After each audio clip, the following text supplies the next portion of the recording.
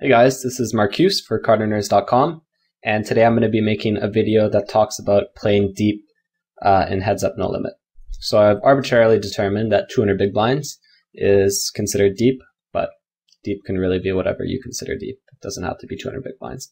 But for the sake of this video, it will be 200 big blinds, and I guess I'll just start right away because there's going to be quite a bit to talk about. As a preface, nothing that I say is concrete. As with most things in poker, nothing is, always set in stone. And for instance, if you hear someone say, such as I'll probably say in this video, that you should avoid check raising marginal top pair hands when you're 200 big blinds deep because you can get into trouble, that might hold true in a lot of situations, but obviously there will be some circumstances versus some players, depending on the game flow, etc., where check raising a marginal top pair on the flop makes a lot of sense. So there are no rules that will apply every time. But that being said, I'll try and state a couple rules that I think can be applied in a lot of situations when playing deep. So some general adjustments that I'd make. It's just important to keep in mind that your implied odds are usually going to be a lot better when you're deep, just because your opponent has a lot more money behind. So with that in mind, I would mostly c-bet any draw and be willing to call a check raise with almost any draw.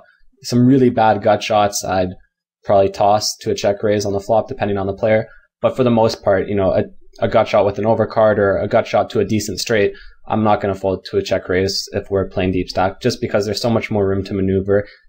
If he does have a big hand, I have a chance of winning a lot more money than I would if he only had 100 big blinds, and I have the opportunity to move him off some hands, even if I don't hit. So I'd c-bet draws more liberally, and I would call check raises.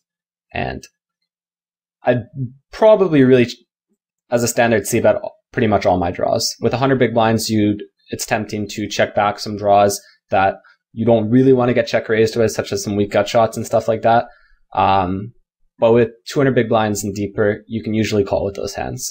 So I'll c-bet draws more liberally. Another thing that's common is, this is really your opponent, an adjustment on your opponent's part more so than yours, but it's common for players who are overplaying hands with 100 big blinds, such as, check raising and going with any top pair, or bet calling any pair in 3-bet pots, stuff like that.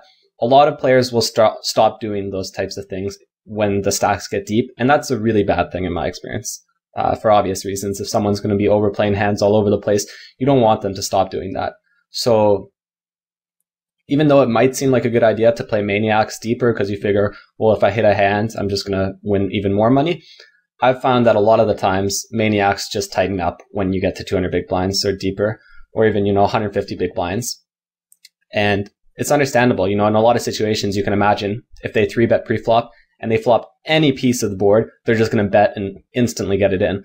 Whereas with 200 big blinds, they might pot control, or they might even fold to a raise on the flop and stuff like that. So it just basically players stop overplaying hands as much. So I'll often ask to switch to 100 big blind tables if I find that my opponent's just tightening up when we're playing deeper.